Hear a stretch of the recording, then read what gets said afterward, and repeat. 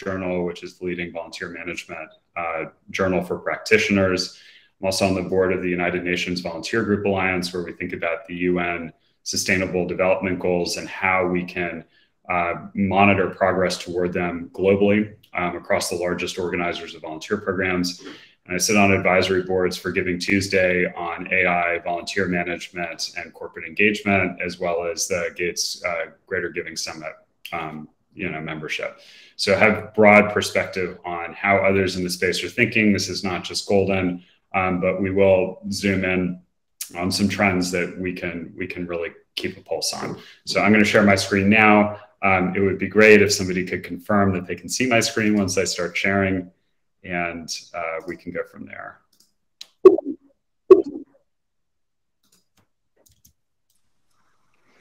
Looks good, Sam.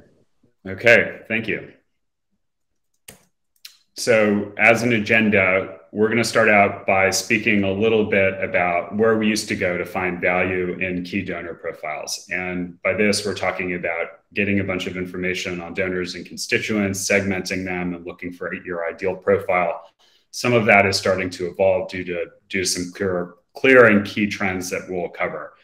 Second is establishing an understanding of where there may be historical barriers and if there should be those barriers moving forward between different sides of the same house, meaning the development office, the volunteer management office, maybe the office of the executive director. And we'll talk about whose data is whose constituents are whose, and maybe looking at breaking down silos where the silos could exist. Then with compiled constituent data that gives you a 360-degree view, what do you do with that data to guide the kind of journey that you would like to guide for your constituents? And then what kind of products exist today or will exist that can help you automate that so that you don't have to be as hands-on with your constituent management and lifetime value optimization as you might have been historically with marketing campaigns, fundraising campaigns, et cetera. So just want to first start with some donor trends, maybe don't get called out directly, but I think are really important. All of us are concerned about sustaining engagement, driving more dollars, but the patterns with which we've engaged with donors historically are vastly different than they will be moving forward, largely because of shifts in demographics and the preferences of cohorts in different generations.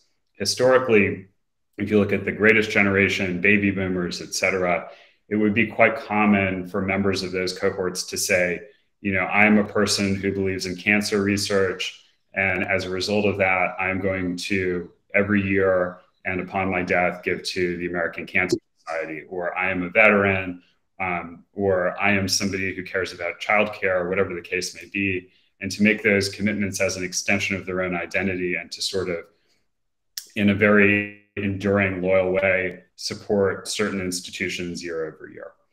That changes as you look across different demographic cohorts. So if you go to Gen X, that tendency is a little bit diminished. When you get into millennials and Gen Z, it's entirely different. And, you know, as a lot of the stereotypes of the younger generations go, you know, they're a little bit more experientially driven. And what that means is millennials and Gen Z have grown up in a world where they understand globalization. They understand that different people out there have different life experiences than they do. They understand that there are issues that we should be able to progress toward during our lifetimes. And there's some that really remain to be big looming challenges like climate change or geopolitics. And as a result of that, there's some degree of decision paralysis about, you know, if I have limited resources, whether that's as a donor or volunteer or an advocate, and if there's so many worthwhile endeavors out there, how do I choose not just which cancer organization is best, but whether I care about cancer or climate change or anything else? And the shortcut to that is having firsthand experience. And that often can come from volunteering, which we'll come back to. And the firsthand experience allows an individual to put themselves in a moment where they're prioritizing others, where they're prioritizing the work at hand. It allows them to have access to see what work is left to do and how effectively everybody's achieving progress. It allows them to realize what they have the potential to do and when there are opportunities for them to fulfill that potential rather than just to respond to a certain ask. And it allows them to be an agent of progress and change among like-minded individuals, their friends, their networks, et cetera. And understanding that difference in the younger generations can also apply to getting the greatest value out of all the other generations. And so we've been speaking about these different trends, but it's just important to understand that donor behaviors are changing. They're no longer writing blind checks every year. They're thinking specifically about resource allocation and who they're going to be as a result of the choices that they make. The trends also last year were not great. I don't know if anybody's read the Giving Tuesday reports, but donations went down. There was a good degree of donor fatigue. At the onset of the pandemic, many people were motivated to contribute to emerging needs. There hadn't been in recent years instances of greater needs than there were at the onset of the pandemic. But eventually, everybody became so exposed to the state of affairs that the ability to feel powerful in giving in all of its forms was a bit diminished, and giving as a result of that went down. Also, as a result of the macro trends that we're talking about generational shifts. Another set of trends I really want to zero in on is what your donor database looks like.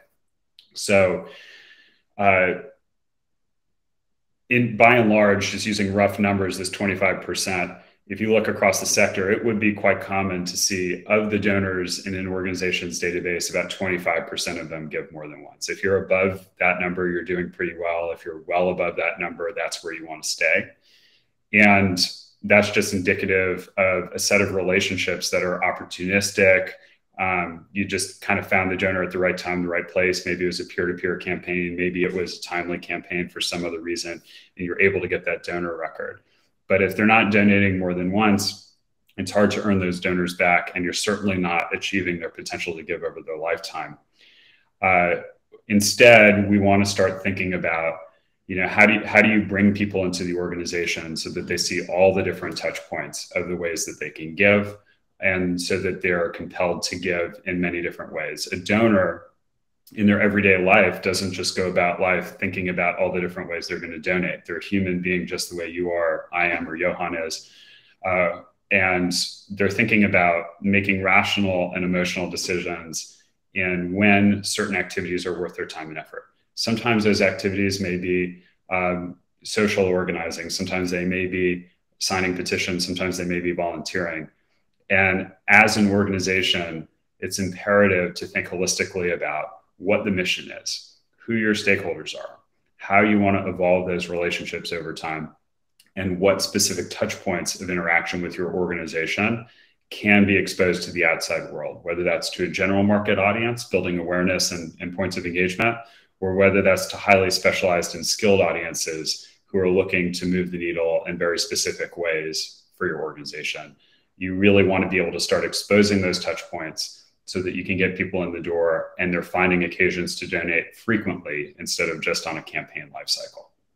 So the way that we're going to be able to zero in on that category of donor is by communicating the mission and exposing touch points to the mission. Volunteers can be the type of donor that we're looking for to increase donating in general, to make 2023 a stronger year than 2022 was, but also to build a life cycle of sustainability financially for the organization.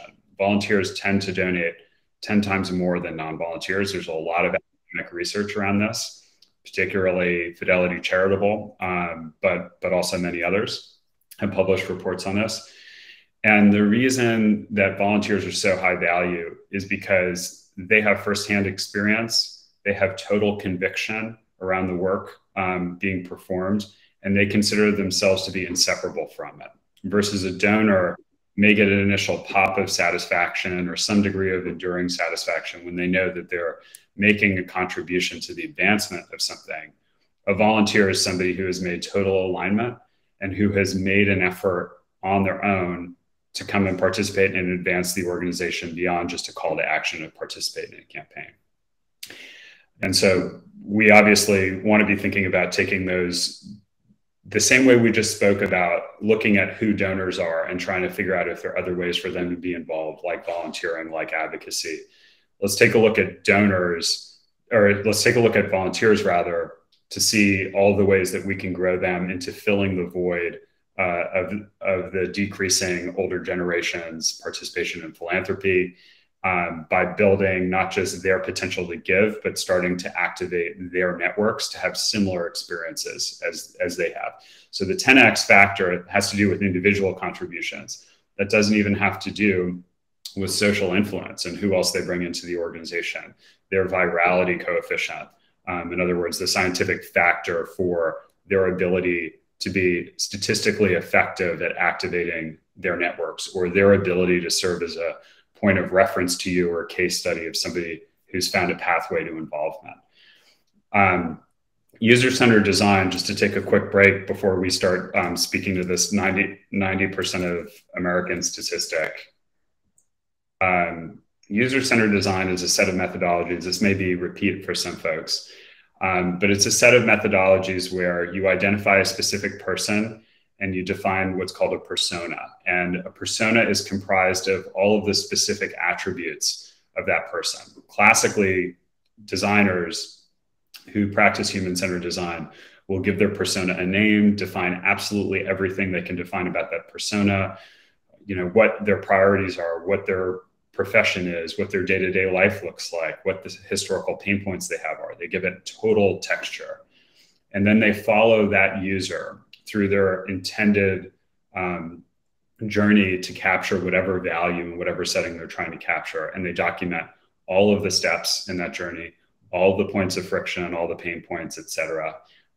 And then when you look at that linear display of going from point A to point B to point C, all the way to point Z, it's a lot easier to understand where the route takes a detour or things aren't as straightforward as they could be. But before you even do that kind of persona generation and journey mapping, it's important to realize if the journey we're trying to figure out here is how a donor becomes a better 360-degree supporter so that you can get more donations out of them, or how a volunteer reaches their potential to be a super high value donor, we can't make a lot of progress in getting the results we want to see if people can't even get started. And for most people volunteering historically, that has been the critical challenge. Almost everybody in the United States wants to volunteer. On average, every year, about 25% do. Some years it's slightly higher. Some years it's closer to 20%. That statistic varies in certain markets. For example, in Los Angeles, it's about 19%. In a place like the Twin Cities in Minnesota or Salt Lake City, it can be anywhere from 75 to 85% of people actually serving every year. So the potential in the right setting for people to actually follow through with their intuition or their inclination to volunteer is there. But the systems that exist and the pathways and the journeys to help people get to that place have been incredibly difficult to navigate. So we need to really focus on creating volunteer opportunities and making those volunteer opportunities immediately actionable. Because unless we can reduce the barrier to people volunteering and getting that initial touch point with your organization, we will never be able to achieve or unlock the true potential of those people to support and sustain the goals of the organization. So looking at both sets of considerations we were just talking about, how do you take a donor in your donor database and activate them in between donations? How do you take a volunteer and get them to that place? We have to think about people as human beings, what their goals are, what your goals are as an organization, and being incredibly communicative about that and giving people on-ramps where they just click a link and they find something that they can do. And then you're able to get their information into the CRM, you're able to track them and give them all of the tailored, personalized recommendations you want to give them to help them get the level of satisfaction they want and to help you capture the optimal value from them over time. The way you would do that is by constantly giving people things that are actionable. And at the end of giving them things that are actionable, help them understand that that's not the termination of their journey, that they can be something more, and then give them some things progressively that become more and more attuned to that individual so that they feel like there's always a reason to come back to you to get some more value. This has been hard to do when the development team looks at constituent records in one way and a volunteering team looks in constituent records in a different way, and sometimes maintain separate databases about who those constituents are. We need to get to a place where that profile of that individual is evolving and where that profile can feature all of the different touch points that indicate engagement in the organization. There were some historical limitations within CRMs for tracking other forms of engagement besides donations. I mean, it used to be the case that in Razor's Edge NXT, BBCRM, the amount of data you could have on a volunteer was maybe if they had volunteered, maybe how many hours they've done. The ability to, in a formulaic way, track impact metrics, track relationships of their place of worship, place of employment, educational institution, et cetera. Those kinds of relationships weren't there. But as we know, those are fundamental to giving people a reason to discover an organization or give people a reason to come back to that organization over time. So it's time to really sit down with the teams together and say, how confident are we in our constituents understanding what our goals as an organization are? And how fluidly are we posting things that they can do to help advance the organization in an actionable way besides just hitting a donation button? Also include the donation button, but give them all the different ways that they can help, so that even if one thing doesn't appeal to them or it's not feasible for them in a certain situation, they still feel like they're in a position to advance your goals by doing something else. And so, this kind of mindset would be considered constituent-centered development in the spirit of human-centered design, in that you are, instead of batching people in segments and putting them in fundraising campaigns, you are developing enough of an understanding of who they are on the individual nuclear level that you can start to build journeys for them. And when you understand what those journeys are, somebody who goes from doing this thing to that thing, then you can start to build automations to send communications or send reminders or send case studies, wherever the case may be, to advance people on those patterns. An easy way to build those patterns is by compiling the 360-degree record of who the constituent is, and then starting to look for common patterns from your historical data. Those will indicate where people have had success, and everything that's not indicated by an existing pattern of success represents a void or a place where there's room for improvement by reaching new cohorts, new audiences who didn't have touch points, maybe because of geography, maybe because of language, maybe because of work schedules, maybe because of family dependencies, all kinds of different things. And from an inclusion standpoint, what you can see is very important in indicating what's not there. And you want to constantly be doing gut checks between, what's working for us and who has been unable to support us in the way that they want to support us, by looking at who your audiences of stakeholders to be, and who you see in the database and who you don't see in the database. So in order to do this, there's probably some tech investments involved. That's why everybody's here at BB Dev Days. We'll have some time in the conversation section to talk about what those investments are. But from our perspective, the best thing you can do is start to be able to automatically collect data, so that you're not spending time trying to source it, running surveys, trying to chase people down after the fact. You're getting live data pumped into the CRM so that you can start to do various analyses, and so that AI tools that are layered on top of your Blackbaud experiences can start to identify patterns before a human might be able to identify those patterns. This is just a little overview on Golden. As I mentioned before, we're quite lucky to be directly supporting over 25,000 organizations on 6 continents, fully compliant with all of the major global privacy regulations. We also support a number of the biggest organizers on the planet, like UNICEF at the headquarters level, the state of California Charity Navigator, every.org, et cetera.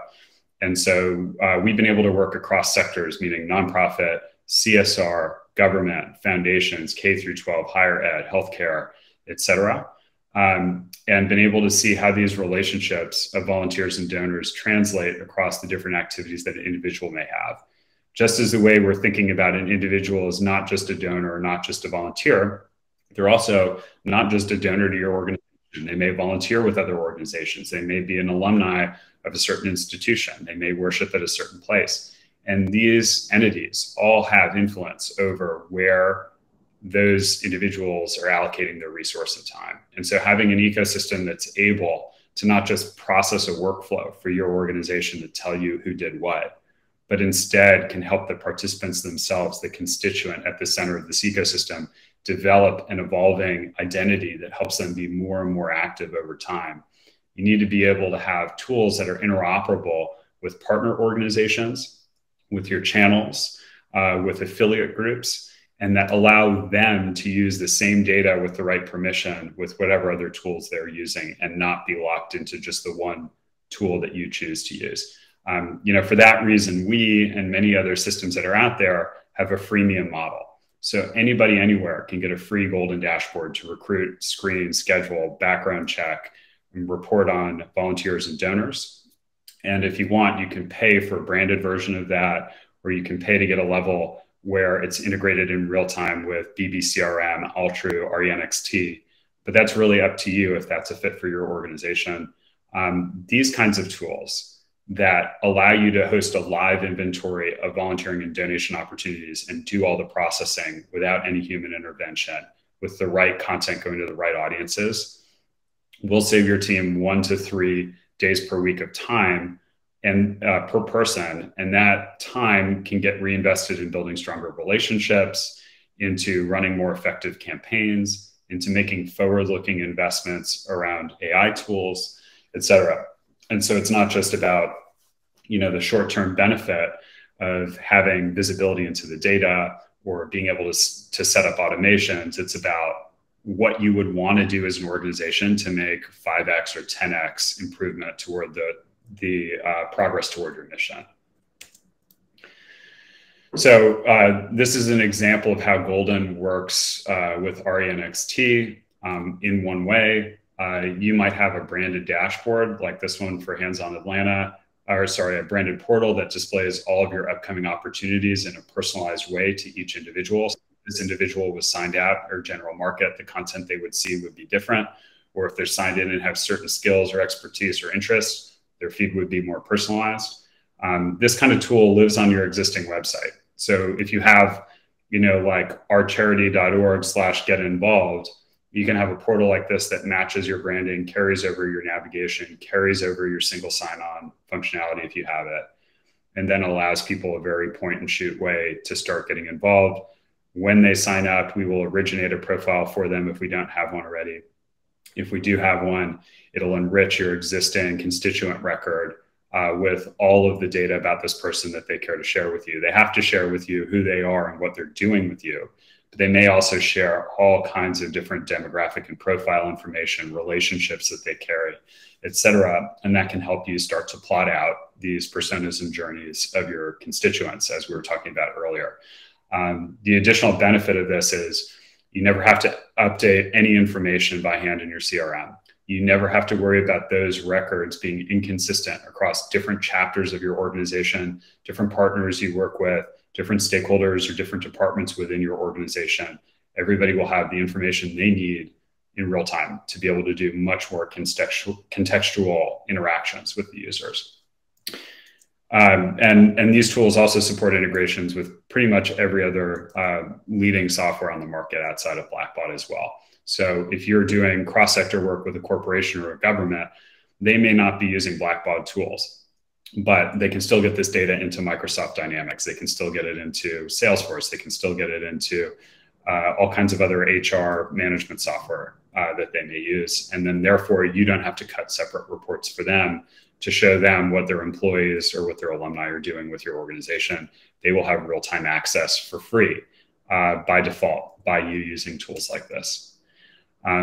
Just a little bit about Golden too and our history. This perspective of putting the user in the center of their journey with your organization and allowing them to grow the profile of who they are with you over time and who they are with all the other institutions they support over time was transformative to the sector. And as such has been recognized in ways no other piece of software in the social impact sector has been. we are the only firm to have ever testified for the Congressional Commission on National Military and Public Service from the private sector about the future of civic engagement in the US. These specific tools that talk about user-centered design for fundraising and engagement in other forums were named by the Bill and Melinda Foundation and IDEO as the global winner of their challenge to reimagine the future of giving. Meta named it the top social good app in the world, two-time world-changing idea, several Webby, several Anthem Awards for diversity and inclusion. And point is, obviously we're proud of what our team and our clients have been able to do to get that kind of recognition. But these awards are representative of what the future looks like and what is possible. It's not just, congratulatory. And so we would like to, obviously use the time we have today to have an informed conversation with true thought leaders in this field about what we can start to prototype next, what we can start to do to bring these things to market faster. Here's an example of what AI can do in terms of fundraising, for example, to volunteers, or helping a volunteer become a donor, become a super valuable donor. So in this example, we have somebody who just completed a beach cleanup in the moment that they've completed the beach cleanup, because, for example, in Golden, they're using, let's say, a mobile app to discover that opportunity to go. The mobile app's automatically checking them in, checking them out, capturing their pictures, capturing the pounds of trash they picked up, et cetera. The system can then detect moments of high satisfaction and deliver a personalized message using messaging, location, social, calendar, all kinds of other permissions, and then collect that donation instantly through whatever tool your organization is currently using to collect donations. So we can basically take your existing donation workflow and start to put it into the volunteering workflow where it was never possible. Usually, the best you could do before something like this was wait until the event's over, figure out who attended, and send them a follow-up email. But by the time they get a follow-up email, their mind is in a totally different place and their priorities are totally different. If I get a personalized message to pay for somebody's geometry books as soon as I just finished tutoring them algebra, the odds of me donating a lot more money to buy $400 worth of books are way higher than the odds of me maybe deciding to donate $25 or $50 to the organization later for broader purposes. So it's all about understanding what that user is trying to accomplish, understanding the moment in their journey where they do get some satisfaction, and giving them a clear next step to the next point of satisfaction for them. Here's some examples of organizations that have used tools like this and the sort of results that they've given. In the bottom left-hand corner, United Way of Salt Lake, which operates in the highest market, per capita for volunteering in the United States, was able to double their volume of volunteers, and as a result of that, obviously make tremendous progress on converting those volunteers into donors. There are also examples in here of big networks being able to tie in hundreds or thousands of partners in order to do these kinds of campaigns together.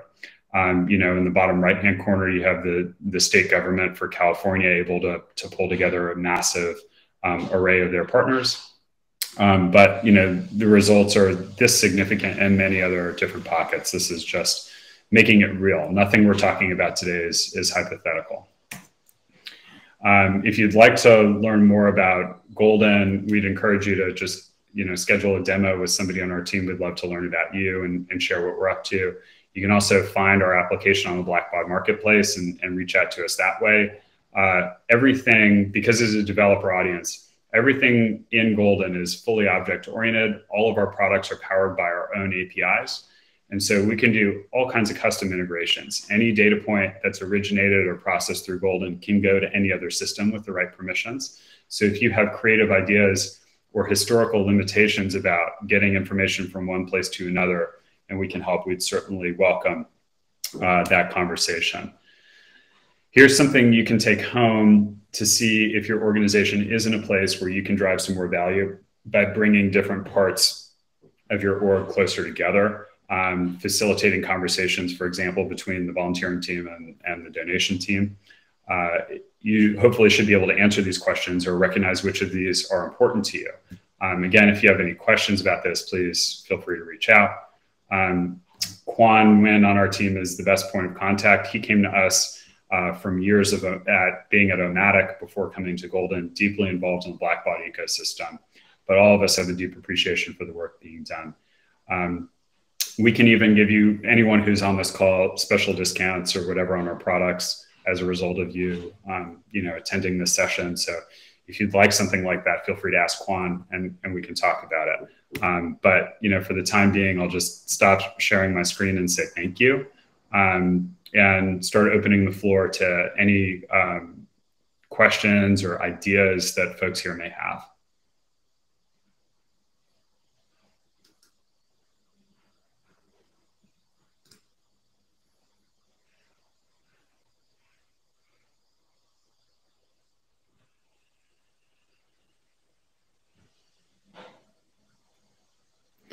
Johann, in the slide deck or whatever, was there anything we missed or should have covered, or maybe it wasn't clear? I think one thing that might be worth going back and giving a little more context around is some of the user-centric data privacy stuff. The fact that when folks come to us through the app, they get to control all their data. I think that's something really interesting. Absolutely.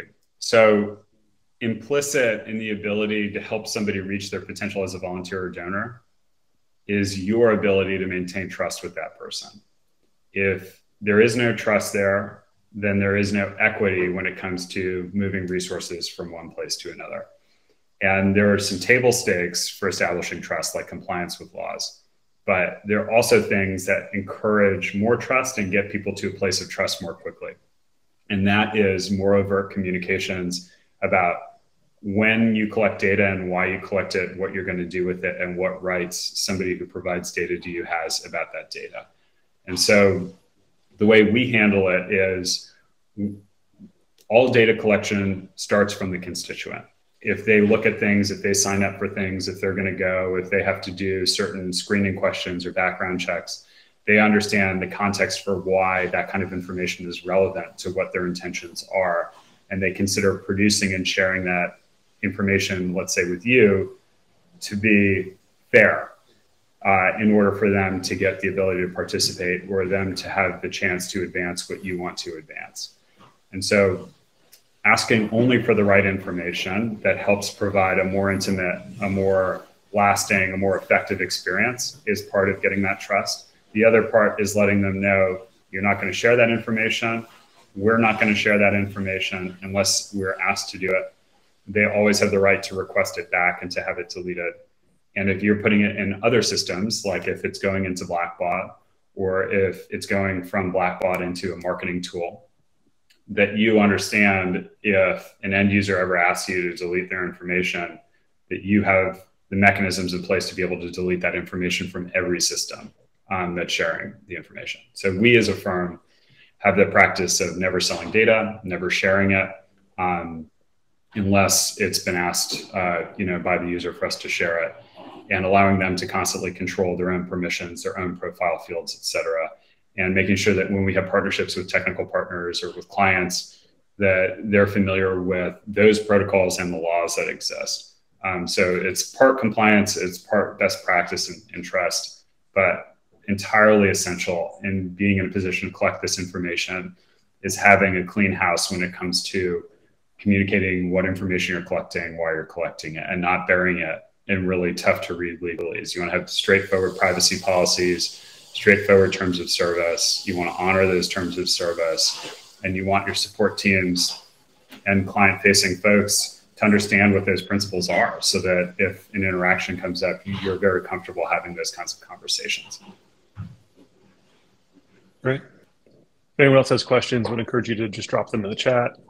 Keep an eye on that for Sam. Or raising your hand, I guess. Yeah. Sam, what about kind of you touched on this a little bit at the beginning, but like, what about the future of volunteering gets you most excited? Like, where do you think we go from here? Thanks for the question. There are many different formats of volunteering. Most of us just think about showing up to volunteer, but in reality, there are episodic things, There are scheduled and enduring events, ongoing things, on your own time projects, virtual things, skills-based things, board service, disaster relief, peer-to-peer or mentoring mutual aid, micro volunteering like signing petitions or watching training videos. And the future of volunteering probably means even more fragmentation and nuance in the formats of volunteering, even more flexibility of the points of engagement, which from an inclusionary standpoint is a good thing because you can reach people in places that you couldn't reach before. You can give people value generating opportunities in between typical sessions. You can help people truly show up when you need them to show up because they understand that it's the kind of thing that couldn't have been delivered virtually.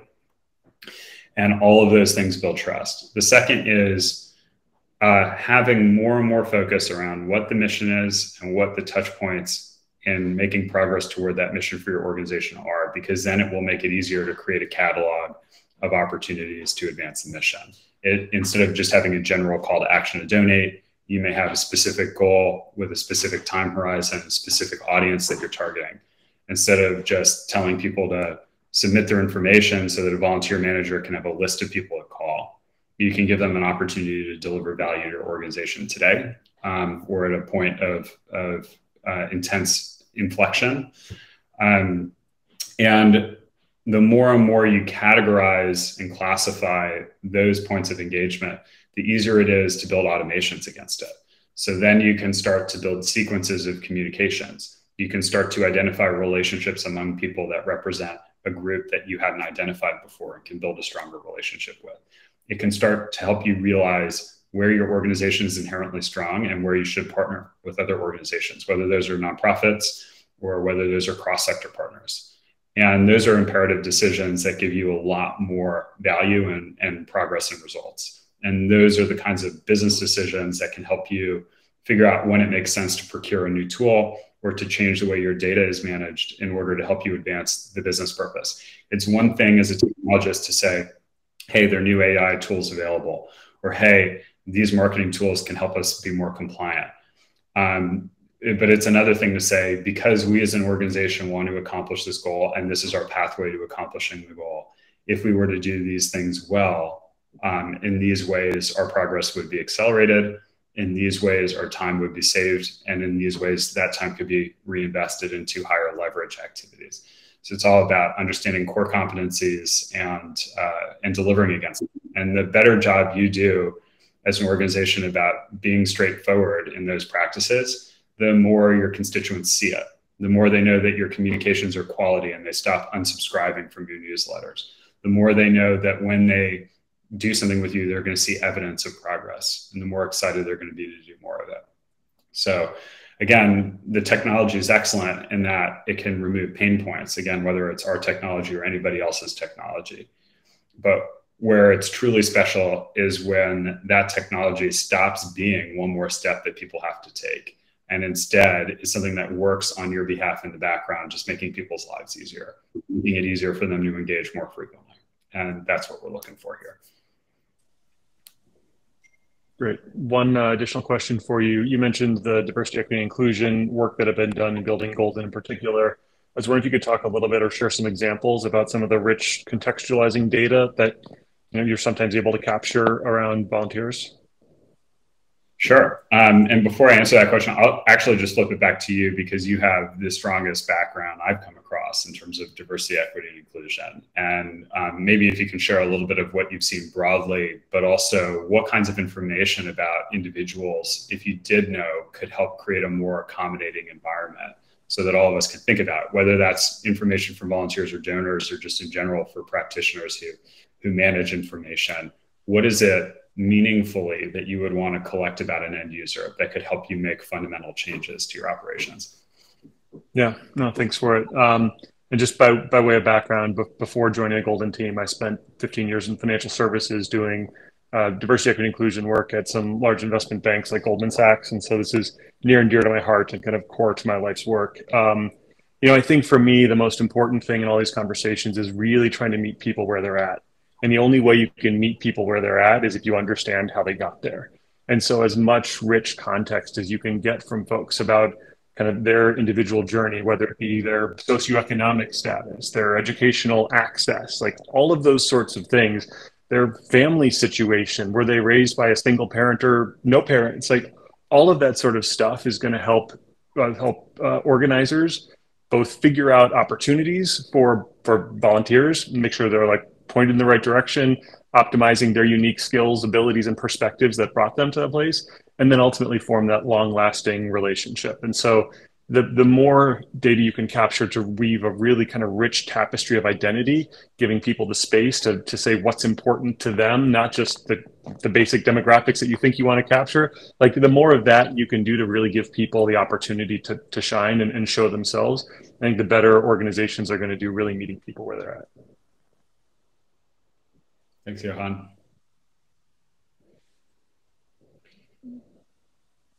Great. Well, if anyone in the audience has made progress that they'd like to share in their own organization, it'd be great to hear it. If there are any challenges that seem insurmountable, it would be great to hear those too, so that maybe all of us can start thinking about it in the back of our minds. If there are things that have worked well within the Blackbaud tools, or the things that are absent that maybe developers or the Blackbaud team can start to produce, it'd be great to hear that too. The point of these conversations, I think, the point of being a member of this community, whether as an ISV or a client or partner, is that we're able to not just kind of show up and market things that our teams have done, but also start to have a dialogue around what's next, what the future holds. And I think from the perspective of being a partner in the Blackbaud ecosystem, from the perspective of the consolidation of some of these technologies behind the scenes and partnerships, there's never really been a better time to start iterating rather than just getting information in there. And so, like I said, I welcome any kind of participation in the chat or questions aloud about what's on people's minds.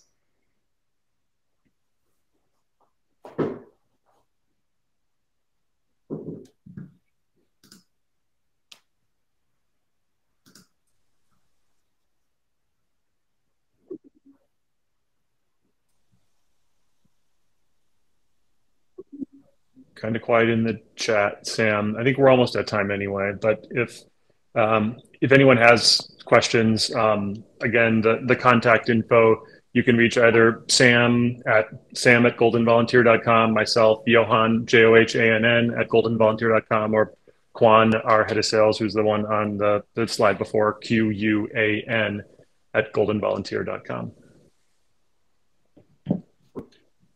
Thank you all. Thanks, everyone. Appreciate it.